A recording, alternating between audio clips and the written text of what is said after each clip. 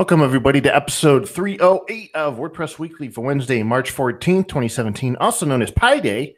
And it just so happens that we started the show at 3:14 p.m. on It is 3/14/2017. So it is kind of too bad it's not calculated? episode. It needs to be episode 314. Geez, We're off by 4, Jeff. Oh, well, no, we're off by 6. Wait, you said 308? Yeah, this is We're off 308. by 6. Yeah, see, this is why you don't trust me with numbers. That's right. So I'm your host, Jeff Chandler, joined by John. Hello. Hi, James Jeff. Jacoby. Hey, you didn't let me finish your name. See, you thought I was just going to say John. I did think you were just going to say John. I mean, I just say Jeff. Does anybody refer to you as Jeff Chandler? No. Like Jeff Chandler with the evening news. No, thank God. No. So let's see. Today's Wednesday. It's also Pi Day. So we have a local joint here called Baker Square, and they serve delicious pies. So I don't know if I get out and about today, maybe I'll go stop up there and get a free slice of pie. What the hell, John? What's your favorite kind of pie? Let's go right off the beaten path already. Wow, straight out of the gate. Let's go right off topic. I'm gonna go. So there's a place that's local to where I live that is famously known for making apple pies in a paper bag. Okay. And so shout out to them. They would be my favorite pie. Support local and all that. Apple pie with a good old hot apple pie with some vanilla bean ice cream on top, man. That's what I'm talking about. We have a Baker Square here too. I wonder if clearly it must be a chain, but Midwest thing, maybe? I don't know. I guess I never really thought about it. I don't know. But their pies they're known for their pies here. We do have some sad news to tell you. Oh, go ahead. Wait. What's your pie? What's your favorite pie? I can't just ask me and not. Everyone cares more about it. I like a good slice of pumpkin pie, apple pie, or peanut butter and chocolate pie. I'll take some of that too. That doesn't count. That's just pudding. But I can. Whatever. Pudding with a crust around it is cheating. That's just pudding. Well, I mean, I'm all right with it. But. Tastes pretty good at Baker Square. I'll tell you that much. Or that one apple pie where it's got crumbles, like cinnamon sugar crumbles on top of it. That's usually pretty good as well. Is this like that outtake of Rick and Morty where they talked about ice cream forever? We're just going to talk about pie forever? No, we're not going to talk about pie forever. In fact, the whole episode is dedicated only to pie. Oh, I sure hope not. We do want to pass along our condolences to the Hawking family, the passing of physicist Stephen Hawking, age 76, huge loss to the world, very bright individual, and it was pretty cool to see some tweets out there, especially one from the Big Bang Theory. It took me a while to get into that show, but once I did, man, I really appreciate the humor in that show, and I love the episode they did where Sheldon was playing, I think it was Words with Friends with Stephen Hawking, and that was pretty good. So we lost a great and very smart individual, and always enjoyed his thoughts on the cosmos and how we're pretty much we're insignificant here on this planet in the grand scheme of things. So yeah, I feel like that should be pretty obvious, but apparently it's not. It's not. If you look at you're begging me to rip off the lid off this thing. And I've thought about this a lot on how and how our insignificance as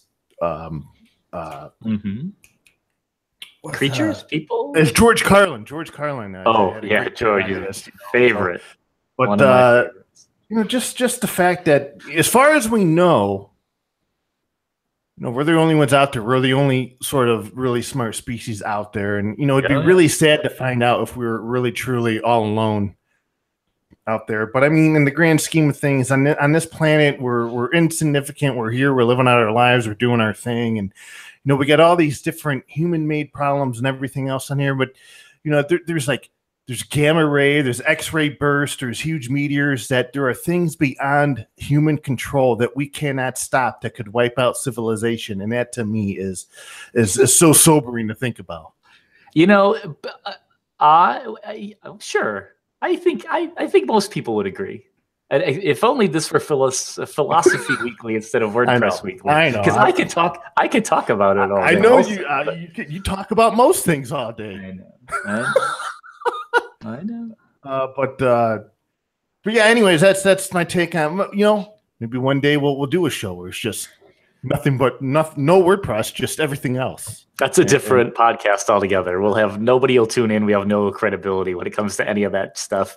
All right, but someone may tune in to be entertained. Let's get back on track. There's actually quite a few interesting things to talk about outside the land of WordPress. In fact, let's start off with the Stack Overflow survey results for 2018. So Stack Overflow, it's a huge Q&A, question and answer community for developers across the world. And they've been conducting the survey, I believe, since 2011. And this year, it was held in January, between January 8th and the 28th.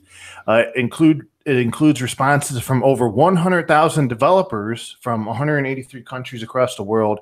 This is actually about twice as many respondents compared to last year's survey. So it's nice to see that every year they're progressively getting more responses to the survey. Now, how many of those do you think were Russian hackers, Jeff? Oh, no. I mean, if we're talking about philosophy, we may as well go politics and everything. I don't know, but okay. Good. Sorry, just keep going. Good question, though. I wish I had a rim shot. That was pretty good there. But last year, WordPress was the third most dreaded software platform behind Salesforce and SharePoint. And this year, WordPress has moved up in the rankings and is now the sixth most dreaded platform, according to respondents. Respondents found Windows Phone, Mainframe, Salesforce, Drupal, and SharePoint to be more dreadful. And now, this is no strange place for WordPress to be in the survey. Ever since they've done the survey, WordPress has consistently ranked near the top in the survey for being the most dreadful platform.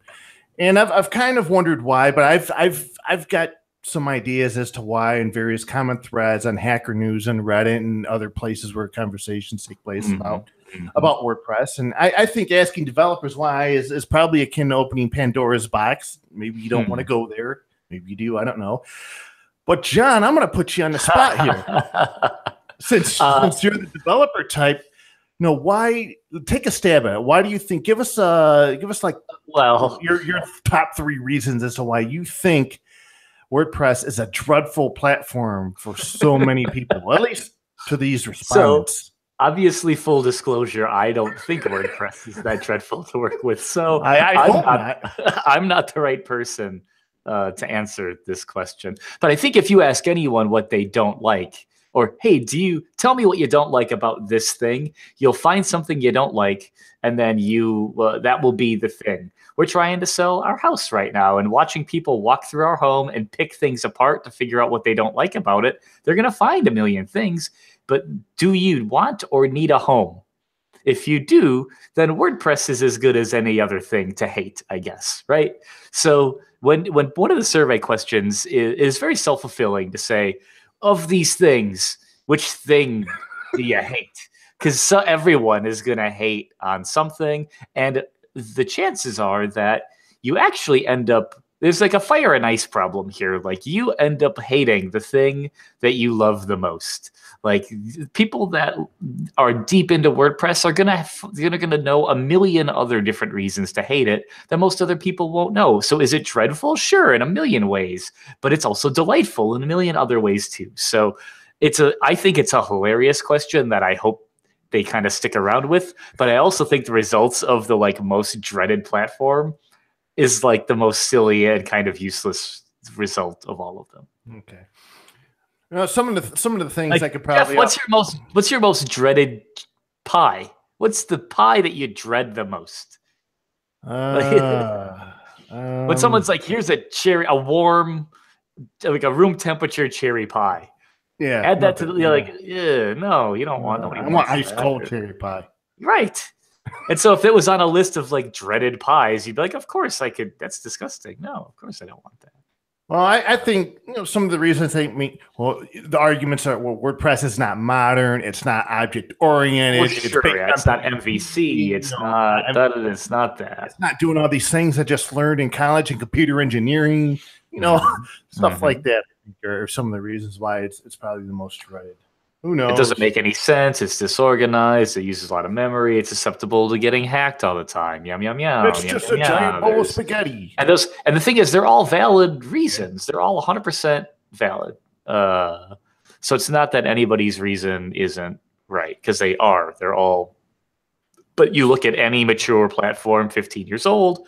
I mean, I will come up with as many excuses or reasons as there are reasons to dread using WordPress. So that's why I don't find it dreadful. That's why generally I stay pretty positive about all of the things SharePoint, Drupal, Salesforce. I really don't care. They're all going to be not good if you have to use them to solve some problem. They're really great when you get to use them for fun things. So I just happen to be able to use WordPress for fun things. So I don't find it dreadful at all. Well, other bits about the survey. Big surprise. JavaScript was once again the most popular technology, with HTML, CSS, and SQL followed closely behind. And among the various JavaScript frameworks and libraries that are out there, Node.js is the most commonly used, followed by Angular and React. You know, we'll have made it when Gutenberg is on the list as a platform. It's just like up there past WordPress. Like people actually like using WordPress because they don't like using Gutenberg. Does that mean that you made it? That's what Chris Rock said. Like that's how you know that you made it, is that everybody hates you. So we're trying to take a little bit away from you. So maybe that's a good thing. I found this. There's a lot of actually interesting tidbits and questions to this survey, but they actually added 2 new topics this year. One was about artificial intelligence, and the other was about ethics. And I thought one of the interesting questions about ethics is that when posed with a hypothetical situation in which a developer was asked if they would write code for unethical purposes, more than half of the respondents said no. And they also asked a couple of other questions where, well, who do you believe is responsible for the unethical code? And the majority of respondents said upper management. And the lowest response was the actual developer who wrote the code. And there were other questions like, well, would you tell upper management, or would you tell the people responsible if code was unethical? And the majority of people said, well, it depends. Right. And what the survey showed was that, for a lot of developers out there, at least those specifically tied to the survey, is there's a lot of gray areas involved with ethics around code. And this is, in fact, I'm going to work on getting Morten Rand Hendrickson on the show to talk about this subject more in depth, because he wrote a very long in-depth. He's doing a lot of research about this topic. And I thought it was just interesting to think about the ethics of code, and who's responsible. And I was kind of reassured and happy with the fact that, at least 80% of the people who responded said no, they would not write unethical code if asked to do so.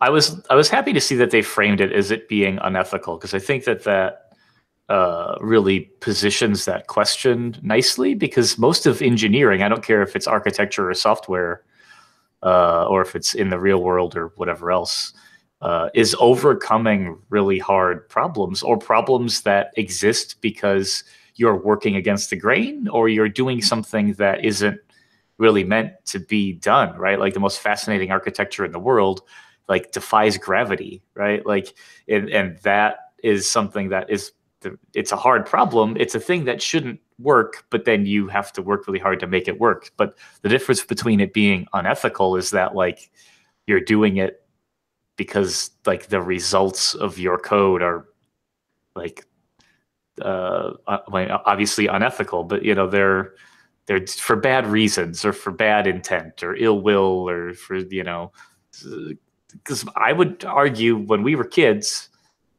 that's how most people that are our age learned how to code, was by hacking on stuff, like figuring ways in and out of systems and things that they were never supposed to be in, but it was just because some school administrator had a password as their password on the network, and all of a sudden you dork around. Everybody went to school with some kid who knew how to get into stuff, and you go to prison for that now, even though you're not even really hacking anything. So I think they did a good job of framing that question, because it could have gone in a lot of different directions. I think they did a good job. There's a whole section called Technology and Society, and one of the questions was, what do developers think is dangerous and exciting about AI? And Hmm. there really wasn't Our Stephen an Hawking had lots of opinions on this too.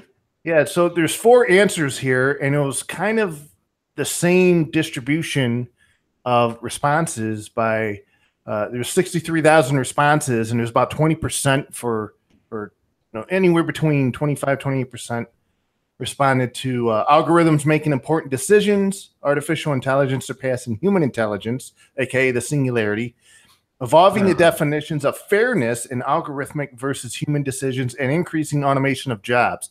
And all those answers, which were listed under dangerous, were sort of answered unanimously. And when it comes to exciting, 40% of respondents said increasing automation of jobs, which, Yeah. okay, I thought that was interesting. Stephen Hawking and Elon Musk both have like famously said, and all of us have probably said it or paraphrased it a dozen times in different ways. But the part of it with AI, specifically to this that I'm reminded of, is not just like the singularity, which is kind of an inevitability at this point, but that we have lots of evidence to support the fact that every type of algorithm or thing that we have used or deployed that is kind of software based is not really working for us yet.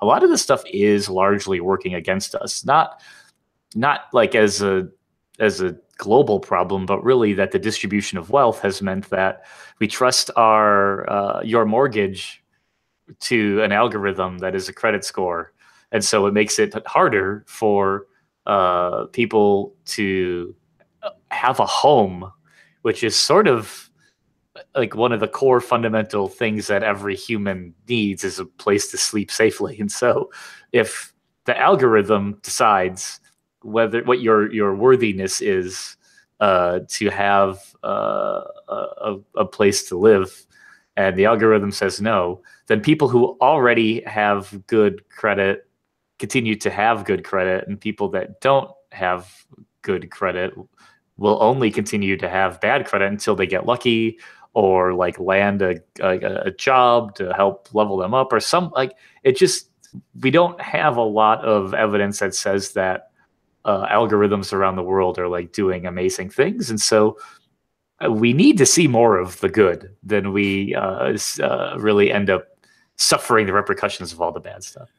And when it comes to algorithms and the people behind them, the human beings that are creating them, it reminded me of a session by Andrew Nason about some of the work he was doing in government. I tried to find it on WordPress.tv. I couldn't find it, but he talked about the bias that could be placed into the algorithms, whether that's race or gender or what have you, and that this bias comes from the people who are creating the algorithms. And I thought that's really something to ponder when you have algorithms or algorithmic based things, making these really important decisions or qualifications for you, but because of possibly inherited bias from the individual developers who created it, you get shafted. Right. You totally do. My last comment on the matter is that and I've probably said it before, but maybe not, is that for a really long time ago, people used to say that scholars, philosophers used to compare people to the elements. They'd say that the human mind is like water, or it flows, or it's like air, and it's like the wind, or the soul is like whatever, right? Like for a really long time, before we had computers, we would compare things to elements, to the things around us. But once we invented computers, the idea that the human mind is a lot like a computer became really sticky. There's like articles on the web. I'm doing a terrible job paraphrasing it. Find it on your own. But that really, because we invented computers, we kind of did create them in our own image. Sort of have like a nervous system and a short-term memory and a long-term memory, and things kind of work the way our brains work in a very simple level. And so when it comes to AI, the AI is doing what a human brain would do at a very low level without the additional context yet. And that's the part of it that we don't have, is kind of the spongy adaptation, like the no Siri, no Google, no Alexa, no anything, knows how to compensate in the squishy way that a human brain can. Your AI needs to for it to work in the way that actually benefits us. Because I need to start taking like clips from the Nest camera that we have in the house to take outtakes of like Siri fails, because I have a 0% success rate with Siri. It never, ever, ever works for me. And it's things that I feel like should be really simple that they never ever work, or it misunderstands what I'm saying in ways that I didn't even compensate for knowing how to compensate for it.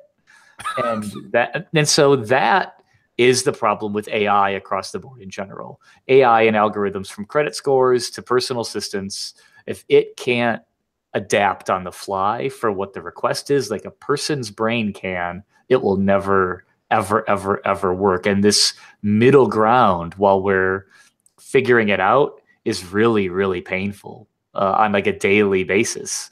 You tell Siri to turn your lights off in some room, and it plays music for no reason. Or like it just is. It's ridiculous. John Gruber had a good rant about it on his talk show a couple of weeks ago. But man, the AI thing is tough. Eventually WordPress is going to need some version of AI. We kind of have Akismet, which is sort of AI, but there will be other bits, right? Like after the deadline was kind of a way of doing that locally, but eventually we're going to need some level of like fact checking. There we go. I think we're right now we're getting a scoop on a new Jetpack module. WordPress AI. Thank you, John. Well, that's imagine that, right? Like that's the way to do it, and it wouldn't be that far away. I don't think we'll pretend like we're surprised when it happens, but when a Jetpack module comes out to start doing some like bulk processing of content that is beyond just Akismet, I, for one, will not be shocked, because they have the computational power of all of WordPress.com, a history of Akismet, everything else. They are positioned to make the best decision on any. They have the most data, and so they're Jetpack and our friends at Automatic are in literally the best position possible to start actually making some correlation and advanced AI decisions about whatever than anyone else in the WordPress space is, I think. So on the previous couple episodes, we've talked about AMP a good bit, and David Dieter Bohn of The Verge had an exclusive interview with two Google executives about a blog post that Google had published. He talked to David Besbury, VP of Search Engineering at Google, and Malte Ubel, engineering lead for AMP.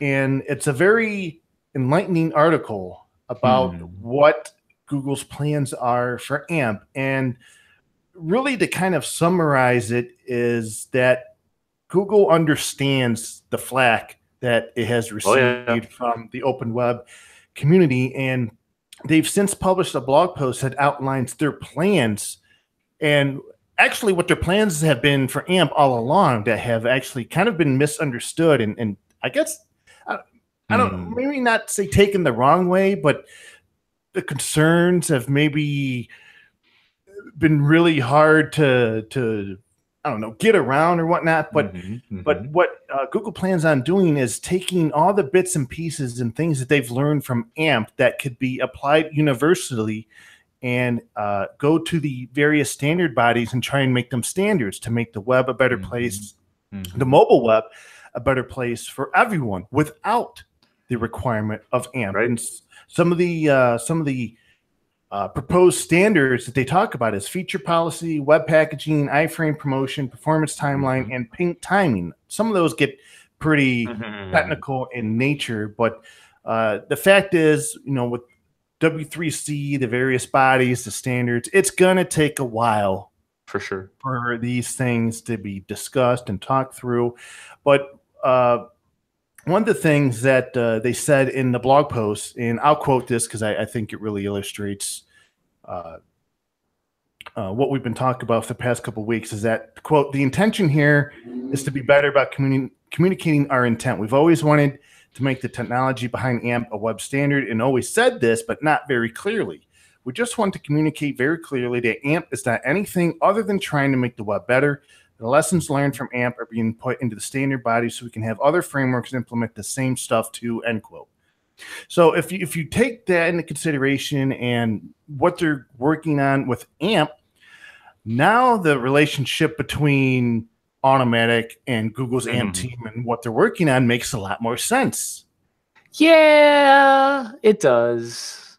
But I don't think that that's a problem I don't think that that's the problem that the global web development community, the skeptics, I don't think that that's the problem.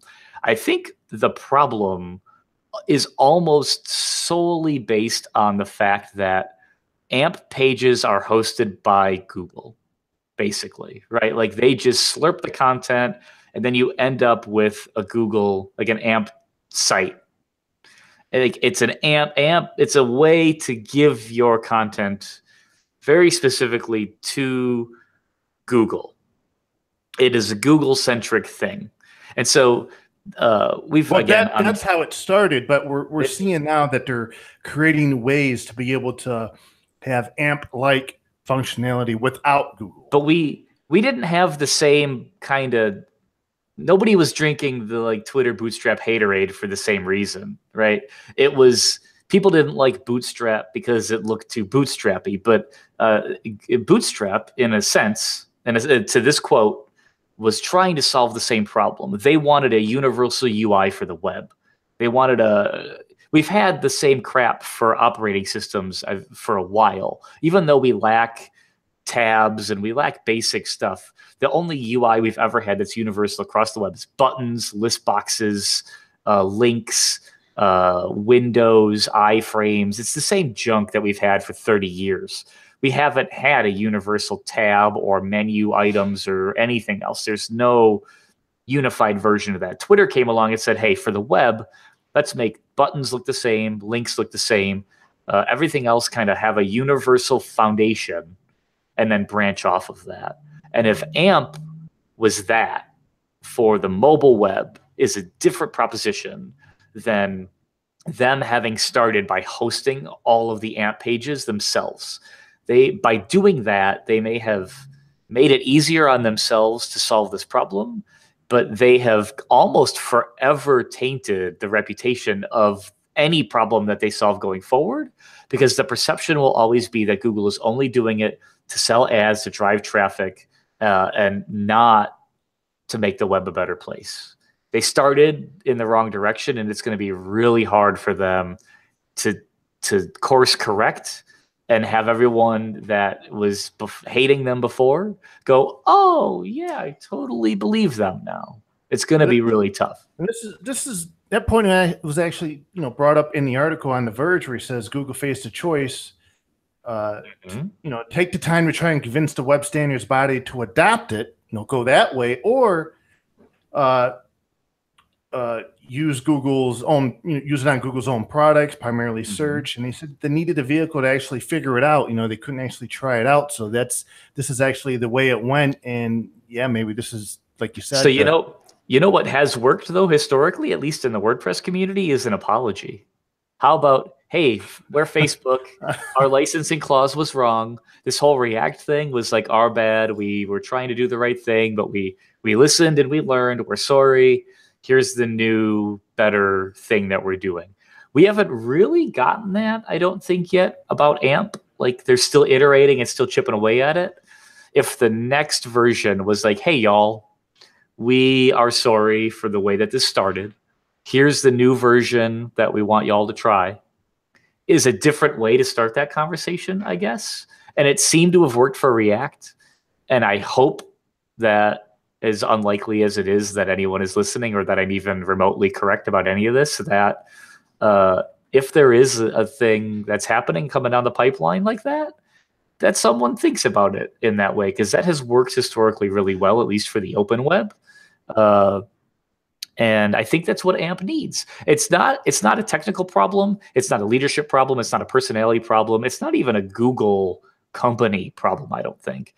It's that they worked fast. They did it remote. They did it on their own.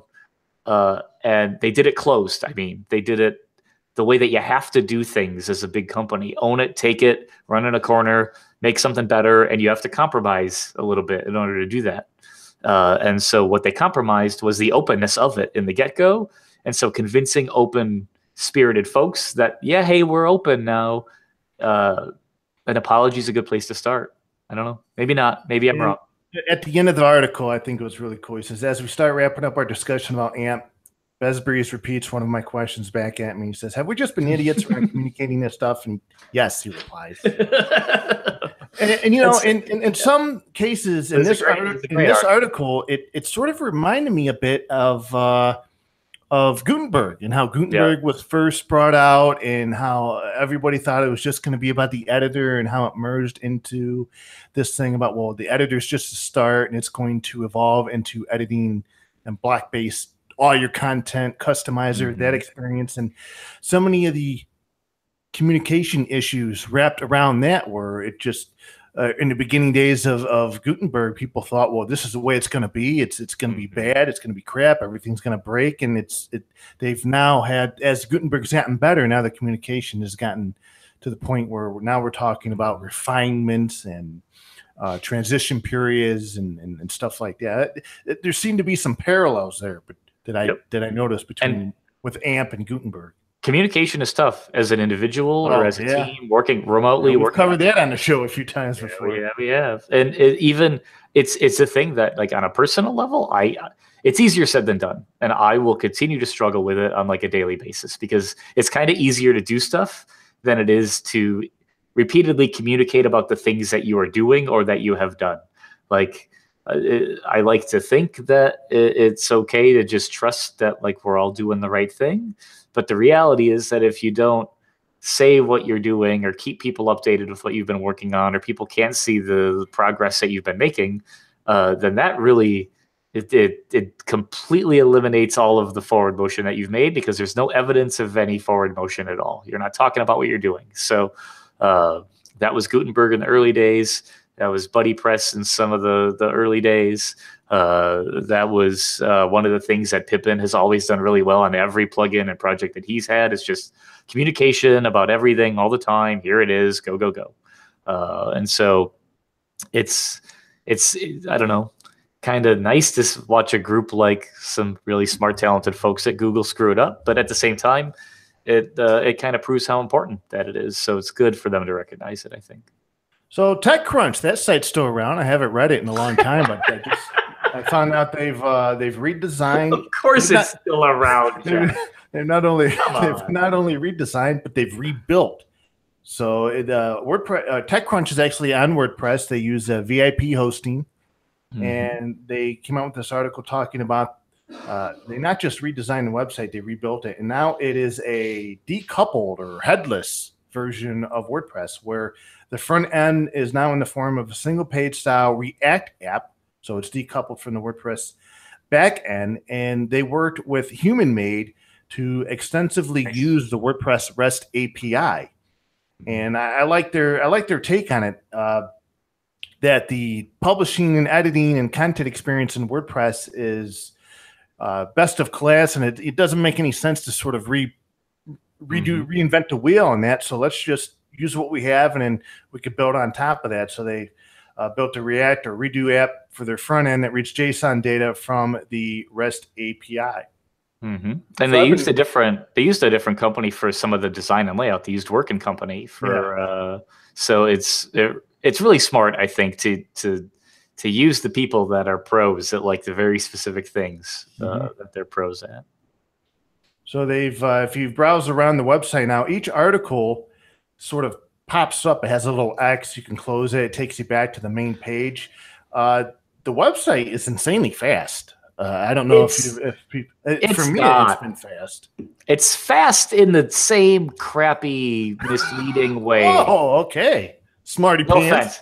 No offense. This is not like a dig on anybody. This is definitely not a dig on the folks at Human Made or anybody. This is not about them. This is just about the like, you know, I'm old school about all this stuff, and the whole like, well, the time to first byte is a lie if the time to the last byte is like a second and a half later. And so, sure, you go to the TechCrunch website, you click on events, and you click on gadgets, and it loads instantly. And then there's 2 seconds of nothing, and then stuff appears. And so then you click events, same thing. You click on gadgets, okay, well, it caches some stuff locally. That's great, but your first time loading stuff is not fast. It is a lie, and so that bugs me a little bit. The same as the Netflix app on every Apple TV or Xbox or PlayStation works. It's a lie. And so it's misleadingly fast. And anyone who has grown up with the web can see it plain as day. It's the corn syrup of the web. Like, yeah, it's restful. Sure, it's an app, whatever, but it's not sugar. It's not what you expect. It's not what you want. They decided to ship now. They have a bunch of ideas. It's good. They're going to be working on it. They're going to implement it. I get it. Maybe they'll do something to please your grumpy butt. I know. It sounds more negative than I mean for it to be, because I get how it works. I know that it's the future, ... I totally am not trying to be. It's the coupled REST API, man. I get it, and that's good. It needs to happen. It has to happen over and over and over again. I mean, I would prefer GraphQL, but that's a different story. It's still good to see. It looks beautiful. I mean, TechCrunch has always kind of been like the website that tried newer designs before other people. Like they were kind of ahead of the game a little bit. It reminds me a lot of the this design kind of reminds me of the 2016 thing. I don't know. It reminds me of the typical trendy like iOS app, Snapchat like card style, big chunky title, subtitles, snippet of content, and then like click to go deeper. Like it's the same. It's a different version of the same thing that we've all kind of swung to, and I'm okay with that. It doesn't look bad. I was browsing the new design on my iPhone. It was pretty nice, easy to read. I thought it was nice.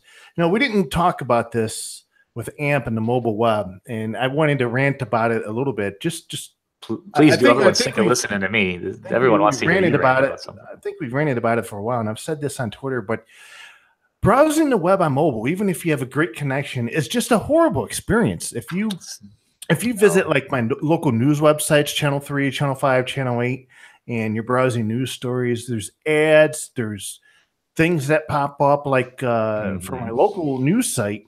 Now I'm reading an article, and next thing you know, I get this big thing that pops up on my iPhone that says, Amazon gift card giveaway. Like, yeah, okay, sure. You can't close it out. You don't know what's going on. And I'm wondering, hey, don't these people with this organization know what's going on? How many people are probably getting scammed by these pop-ups or what they're using? And just browsing the web on mobile sucks. We ruined it. I said this before. We totally ruined the web. And so this was part of the question that about being ethical, writing ethical code, that is the ads, those kind of ads that are obtrusive, that autoplay, pop-ups, redirects, they're toxic to the web, and they are rampant on like media, smaller but local like media sites. To your point, Jeff, they are rampant.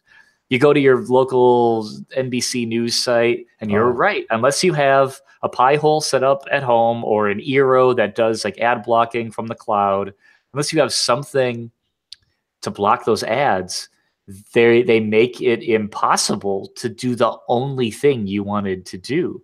Like if every time you opened your refrigerator, you had to watch an ad in order to get a glass of milk.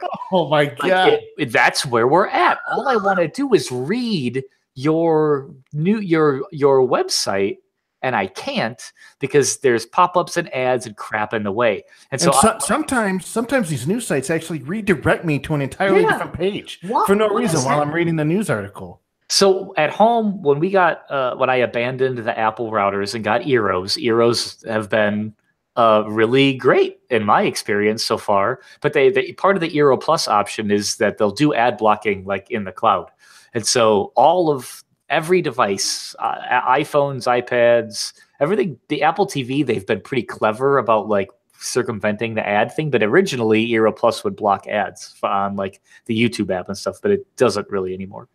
But when I'm at home, there's like no ads on anything. Everything is fast and everything is pretty great. And then when I come to the office and I'm like, oh, this is all these ads. What are these? I never see these. And I have to think to myself like, oh, this is what everyone is used to seeing. And so like seeing ads and stuff like the Samsung ad on the top of the TechCrunch website, it's on the side too. And it's stuck there and I can't do anything about it. Oh, and you know what? I get it. Like, gotta make money somehow. Ads are the easiest way to do it. I completely 100% understand, but we've ruined it. And it's like on one end, this is why the Google AMP thing, and we're tying all this together. It's really nice. This is partly why I think savvy, intelligent people don't trust Google and AMP, is because they know that Google claims to make the majority of their revenue from ads. So then they make a platform or a solution that kind of eliminates ads or like pulls them, extracts them from a website. That can't, as a business, you don't obsolete yourself without there being like an exit strategy to reinvent yourself. So if their strategy really is to just remove ads from the web, if that's what they were saying or not saying, and that's what they're developing, we all are like, yeah, but you're going to get us later. Like you're going to eventually put ads in AMP and you're going to put your own ads in my AMP. And I don't want that. And so I'm out. And it doesn't mean they're gonna, and it doesn't mean that that's what they're saying or doing. I'm not trying to cast any judgment on anybody's intentions or anything at all. But it doesn't, it looks, the surface is not that obvious or straightforward. So what do you do about this? How do we, that's the thing is I don't just like ranting about this because ads, like websites that have so many ads, they have more ads than burn the mobile web to the ground and let's start over. Didn't Marco Arment did a thing where he like somebody, I'm crediting the wrong person maybe, did a whole comparison of like web page sizes and the amount of ads that they serve, where some websites were like 20 megabytes in size, of which 19 megs was ads. Like it was just remote requests and ads in every direction. It wasn't even website content. The content is small and easy. Media, images, video, okay. But it was just all this JavaScript and all these ads. There was a whole write-up about everything from CNN to Fox to Mashable to whatever else. Man, we ruined it. What do we do? What do we do? I don't know, but we got two more stories here. We'll wrap it up for you. Huge news out there for those of you who have been waiting for wildcard certificates from Let's Encrypt. Going live today, they've come out with Acme version 2, which is updated version of the Acme protocol, which has gone through the IETF standards process, taking into account feedback from industry experts and other organizations that might use the protocol for certificate issuance and management someday. And the huge news about wildcard, or why so many people are happy about wildcard certificates, which are by and large free, is that they allow you to secure all subdomains of a domain with a single certificate. So I'll ask you, John, this is if you're running a multi-site network and all those multi-sites or subdomains, now you could use one wildcard SSL cert and cover them all, right? Absolutely right. It's pretty dope, actually. And from what I understand, and I'm looking at I had read it before, but I'm looking at the posts now in their forums. This is what I love about it is this is an insane amount of work for them. Like it is an unbelievable challenge to make this work for everyone at scale, the way that all of the web and wildcard certs and everything work. And so their blog post is so simple. Like, hey y'all, it's working. Like, go ahead and do it. It's okay. They still recommend non-wildcard certificates for most use cases, though. So yep. But the multi-site thing is interesting. But then it's not uncommon to have multiple subdomains deep, right? Like for WordCamps, we have 2018.miami.wordcamp.org, and so each one, the wildcard doesn't cover the depth of each one, and so being able to have the right certificates for the right type of subdomain was really difficult before, because you would have to buy a new cert for every depth for every permutation that you had, or issue a new cert or self-sign a cert to something else. It was not an easy problem to solve. And so this just erases that, which is kind of a huge deal. It's cool. Now, your web host... And on schedule. They talked about shipping this the beginning of this year. It's on schedule. That's incredible. In fact, they talked about having this back in December, back last year. You said it was coming in January. Now, the wildcard certificates are only available via Acme version 2. So your web hosting company is going to have to install or update to the Acme version 2 protocol for you to take advantage of wildcard certs from Let's Encrypt. But again, this is towards their mission. Let's Encrypt said, hey, let's secure the web. Let's HTTPS all the websites out there. And this is going to pave the way for a lot more people to be able to secure their website through HTTPS. Yep. And by and large, a lot of these web hosting companies out there, like Pagely recently and all these other sites, just one click. In one click, you could use a Let's Encrypt cert, and now you're using HTTPS on your site, which is just a huge improvement over what it used to be. Because I remember buying a cert was such a pain in the rear and setting it up and making sure everything's right. Boy, have times changed. And the first person, I guarantee you, the first person who automated cert issuance, everyone around them thought they were hacking. Like, oh, you can just create a cert out of nothing? Like, that's dangerous. That's too powerful. We're not ready for that yet. Whatever else. If wildcard subdomains and certs had launched at the same time, it almost would have been too soon. It would have been too much. And so what's a thing that is difficult today that will eventually be relatively automated? Like, just imagine a domain registration. If you just command line or a tool and go, hey, I want whatever, and then it just tick, tick, tick, tick, tick, done. And it knows you, it signs you up, it's got your credit card or your Bitcoin or whatever else, and it takes it and it's done. And if in one command line you could just buy a domain, one command gets you a cert, a domain, wildcards, and everything.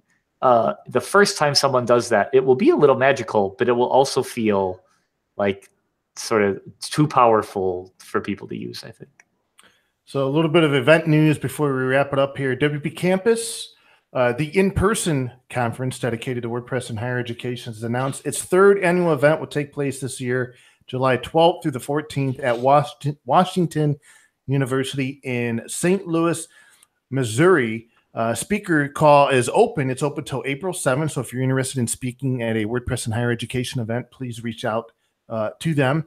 And the event is 2 months after WordCamp St. Louis, which is also being held at Washington University. So they're expecting about 200 attendees this year. They are accepting sponsorship inquiries, and I believe there'll likely be a live stream of the event as well. Now, tickets are not yet available, but if you're interested, you can go to the 2018.wpcampus.org website.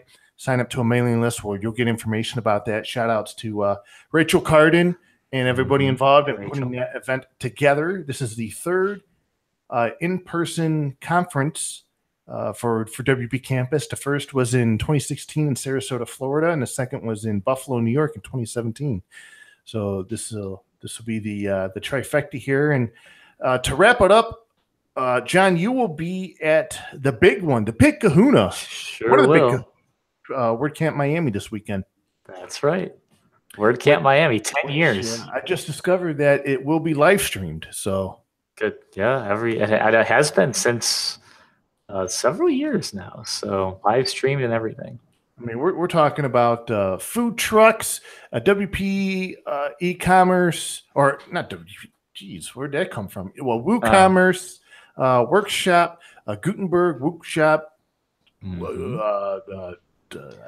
That's one of the things David and the organizing team. Yeah, they do lots of workshops, kids workshops. They have a very and no nor'easters. It'll be warm. No, goodness, I'd hope not. They do such a good job in Miami. The whole team does of putting together workshops and events for the niche groups and the outliers, and not that Gutenberg is an outlier, but doing a workshop on emerging tech really caters to what's coming. Miami and those folks have always done a really, really super good job at that. So Matt Mullenweg, I heard, will be there. So Matt and I are, and we're doing a fireside chat together. That's our. Are you interviewing him, or are you guys just going to chat on stage? How's this going to go? I mean, it's supposed to be me interviewing him, but Matt and I both like to wing it. So, hopefully your experience here on WordPress Weekly with interviewing him on the Big 300, that'll come in handy, I'm sure. You're absolutely right. I mean, I was just the 298 and the 300 or whatever it was. So what'll happen is we'll have. What if his microphone starts cutting out? Yeah. Yeah, I can't even get that right. So anybody going to WordCamp Miami this weekend, please search out the tall, the handsome, the glasses, J-Trip. Thank you. Ask him about the BBs for me, please. BBs, I may or may not have a very limited production run of Triple J t-shirts. Oh. I did not know about that. I want one of those. Yeah. I'll get you one. So that's going to do it for this week's episode. I want a full detailed report of your experience of what it was like there at WordCamp Miami and next Wednesday's show. Okay. By you. You will be our correspondent there on the ground at WordCamp Miami. So, so I need a microphone and like remote in and. Nope. Do everything by memory. Oh, good. Yeah. I think we've written this several times firsthand about how terrible my recollection is of most of these things. So maybe I'll try and do better than that. That's okay. We'll edit it. We'll edit it in post. Good. Yeah. Anyways, we're real good at that too. oh man, I forgot. I did have a pick this week. So before we wrap it up here, I have a pick this week. It's a resource on themeshaper.com called Designing Themes with Gutenberg Blocks and Sketch. And Kajal Regstad of I believe at Automatic, he's one of the designers there. He's created a set of what they call symbols. It's a sketch file that contains symbols for all of the default Gutenberg blocks, with the exception of embeds. And what this allows you to do is create a WordPress theme layout in Sketch, and with the symbols, you can place Gutenberg blocks in there, and it gives you a good idea of what they might look like. And you could style them and edit them within Sketch, and kind of give yourself a template to work towards in the actual WordPress. Awesome. Looking at his example, you could see that based on when he did his sketch and then the result of it, he did it pretty quickly. Pretty very nice restaurant/brewery type website pretty quickly with Gutenberg blocks. That's cool. So I thought that was interesting. So resource I'm going to share. I like that. Even in the state of the word, didn't Matthias? I mean, there was a beer reference somewhere. Was it Matthias or Morton? Somebody used a book and then there was a beer reference. I like that theme continues on. Was it a commercial? Somebody used something. I have a pick of the week too, but in typical me fashion, it has nothing to do with WordPress at all. So stop me if you want to keep it WordPress specific. But we've talked about the Nintendo Switch and other junk in the past. So so I figured I would share. So in a past life, and I still a little bit today. I could move the camera and show off the DJ equipment that's in my office, but there's a company that you may have heard of called Pioneer. They make stereo equipment, whatever else. They have decent DJ gear, and they have what I think this month they are releasing what is like kind of the pinnacle of DJ controllers, with the wiki and the scratchy and all the beat matchy stuff. They're kind of have finally engineered like the thing that I have wanted for 20 years, and it's kind of cheap actually. And so it's a Pioneer DDJ 1000. Y'all can search for it on your own. I gave Jeff a copy for show notes. It's kind of a dorky thing, but it's kind of the parallels are interesting because they wrote their own software for handling tracks, and they're sure there's software out there, but they had to solve the problem in interesting ways, so they have their own software to do it. And the best DJs in the world have a tendency to use Pioneer's gear, and so this controller has me kind of excited about DJing again for the first time in a while. So that's my pick of the week, is the Pioneer DDJ 1000. It has nothing to do with WordPress at all. There's like tons of cool WordPress stuff going on, but I'm more excited about WordCamp Miami and the DDJ 1000 than Gutenberg or the rest of it. We talk about Gutenberg every week. When I saw this, I was like, oh, finally something that's exciting. It was something worth being excited about that isn't WordPress or Gutenberg. Okay. So that's my pick of the week. Awesome. So that's going to do it for this episode of WordPress Weekly. You can find show notes for this episode and all other episodes on wptavern.com. And you can follow me on Twitter at Jeffro, JEFFR0, where I talk about my love of buttered popcorn, Jelly Belly, jelly beans. I love And those. Your favorite pie? Well, not yet. I haven't tweeted about my favorite pie, but I should on the day of. What's your favorite train? I know you like trains. What's your favorite train? I don't. Well, my favorite train company was back in the day was Conrail, Big Blue. They used to call it. It was blue and white, but it's since disappeared, like many other railroads, due to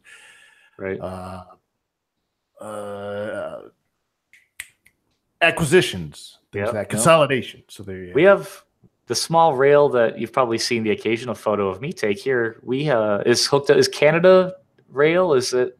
Someone else should know, and I used to know, and I'll figure it out. But there's Canadian Northern, Canadian Pacific, CN or CP, Union Pacific. That's the yellow one. Our little rail that just has trolleys that go back and forth from our village to the place that makes the amazing apple pies that I mentioned at the beginning of the show. That rail line is connected to Canadian Pacific, I think. Which is kind of crazy that 100 years ago, that's what they used to get most of the materials for all the homes and stuff where we live. Tangent, I suppose, but All right. So where can people follow you on the social media? How come you're not coming to WordCamp Miami this year? You've gone to Miami a bunch of years. I haven't been able to get over that thing with planes yet. Oh, yeah. And personally, when I went to Miami, I didn't like Miami. I did not like the city. I didn't like the humidity. I didn't like. Sorry, I just don't like Miami. Kind of like I don't like Nashville. I didn't really enjoy living in Miami, but I love Miami as like a location and the culture and the people and everything else. But Miami didn't really treat me very well when I lived there, but I also probably didn't really take advantage of all that Miami had to offer either. So. Well, there's that, and I because English, I haven't done my due diligence of learning a lot of Spanish, and that kind of hurt, in the Miami area because of hey, where they're at, their location, and what have you. But I don't know. Miami's a beautiful weather-wise, except for the humidity. I hate I'm all right with it. taking showers and feeling like you need to shower once an hour down there. It is a little bit like that, but they have the best coffee, the best food, great beaches. And by the way, anybody out there, if you need an Uber driver or if you need somebody to drive you somewhere, John is well equipped to do that. And I won't tell the story of how I know that, but it was a very fun night. I try to stay responsible and sober. I know my way around Miami, so I try to be helpful. And so if somebody is in desperate need of getting around Miami, just let me know. I'm happy to help. All right. How can people follow you on Twitters and stuff? You can follow me at AOL keyword JJJ, right? We established that last episode, no? Yes. Twitter and GitHub at JJJ. We'll talk to you again next Wednesday. We're going to end the show right at 4:14, so it's like an hour after Pi. Perfect. Hour after Pi, so it'd be perfect. So everybody enjoy the rest of your week. Have fun in Miami. John, I'll have fun here, and we'll talk to you again later. Say bye, John. All right. Bye, Jeff. Bye, John.